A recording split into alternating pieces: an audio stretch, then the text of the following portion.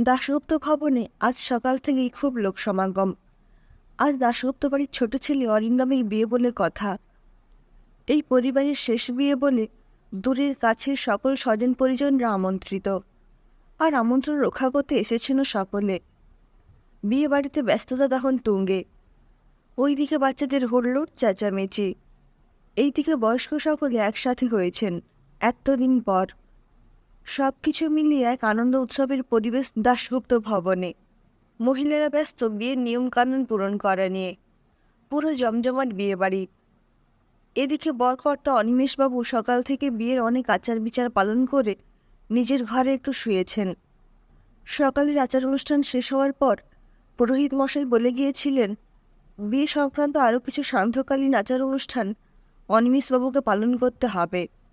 তাই একটু power nap নিয়ে ফ্রেশ হতে চাইছেন তিনি। কিন্তু এত শোরগোল হইচইয়ের মধ্যে কি আর ঘুমোনো যায়? তাই একবার এপাশ ওপাশ করে কিছুক্ষণ পরে না ঘুমিয়েই উঠেই পড়লেন অনিমেষবাবু। বিকেল হতেই বাড়ির মেয়ে বউদের সাজগোজ শুরু হয়ে গেল। অনেকেই আবার বাড়ির মেয়েদের সাজসজ্জার বহর দেখে বলছেন, তোমরাই সাজবে নাকি শুধু? আমাদের ছেলেটা বিয়ে করতে যাচ্ছে, তাকেও একটু সাজাও। অরিন্দম তখন বসে বসে মোবাইল ঘাঁটছিল। তাদের কথা একটু লজ্জা পেয়ে উঠে চলে যাবে, তক্ষুনি তার বৌদিদি বলে উঠল, এই ঠাকুরপো, লজ্জা পেয়ে পালাচ্ছ কোথায়? এসো, তোমাকেও একটু সাজিয়ে দিই। অরিন্দম আরও লজ্জা পেয়ে তড়িঘড়ি ওখান থেকে সরে যেতে চাইছে। তক্ষুনি অনিমেষবাবু অরিন্দমকে ডেকে বললেন, তোর দাদা কই রে অরিন? অরিন্দমের কিছু বলার আগেই বড় বউ বলল, বাবা, ও তো একটু বেরিয়েছে। কিছু হয়েছে কি? চিন্তান্বিত লাগছে আপনাকে। না বৌমা, সে ঠিক আছে। অনিমেষবাবু চলে যেতেই সকলে আবার ব্যস্ত হয়ে পড়ে সাজসজ্জার জন্য। এদিকে বরসহ বরযাত্রী সকলে তৈরি, কিন্তু পুরোহিত মশাইয়ের দেখা নেই। অনিমেষবাবু আর অরিন্দমের দাদা বারবার ফোন করেও তাকে পাচ্ছেন না। যতবার চেষ্টা করছেন, বলছে ওনার ফোন এই মুহূর্তে নেটওয়ার্কের বাইরে। এমতো অবস্থায় চিন্তা হওয়াটা খুবই স্বাভাবিক।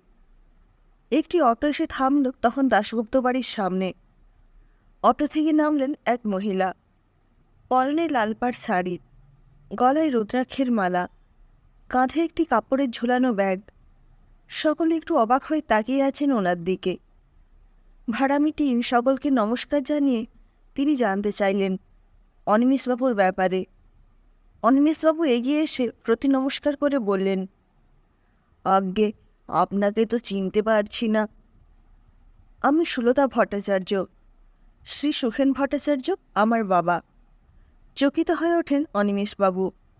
আপনি সুখেনবাবুর কন্যা? আসুন আসুন, ভেতরে আসুন। বড় বৌমা, এনার জন্য চা মিষ্টির ব্যবস্থা করো। না না, তা নিয়ে ব্যস্ত হবেন না। আপনি একটু শুনুন, যে কারণে আমার আজকে আপনাদের বাড়িতে আসা। অনিমেষবাবু বিনম্র নিবেদন জানিয়ে তাকে ভেতরে এসে বসতে বললেন। সুলতা দেবী ভেতরে প্রবেশ করে নির্দিষ্ট স্থানে বসে বললেন, আসলে সকালবেলায় বিয়ের সমস্ত রীতিনীতি শেষ হলে পরে বাড়ি যাওয়ার পথে বাবা একটি দুর্ঘটনার শিকার হন। বাড়ি ফেরার সময় ভুলবশত একটা স্কুটার ধাক্কা মারে ওনাকে। বাবা সামলাতে না পেরে পড়ে যান। পায়ে আর ডান হাতে চোট পেয়েছেন। আমরা বাবাকে হাসপাতালে নিয়ে যাই। ডাক্তার বাবাকে আজ সারাদিন বিশ্রাম নিতে বললেন। এই অবস্থায় বাবার পক্ষে সম্ভব ছিল না আপনাদের এখানে আসা। আর দুর্ঘটনার জেরে ক্ষতিগ্রস্ত হয় বাবার মোবাইলটিও, তাই তিনি আমাকেই পাঠালেন। এই কি দুর্ঘটনা ঘটে গেল হঠাৎ! ভগবান করুন সুখেনবাবু তাড়াতাড়ি সুস্থ হয়ে যান।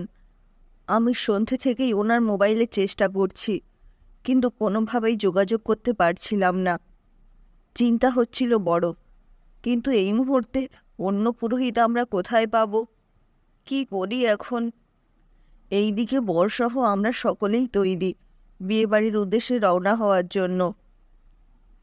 চিন্তা করবেন না, আমি আছি তো। আপনি? হ্যাঁ, বাবার সঙ্গে থেকে থেকে শিখেছি সকল পুজো আচ্চা। নিয়ম নীতি আপনি ভাববেন না। আপনার ছেলের বিয়েটা সুষ্ঠুভাবে সম্পাদন করতে পারবো। কিন্তু আপনি না মানে?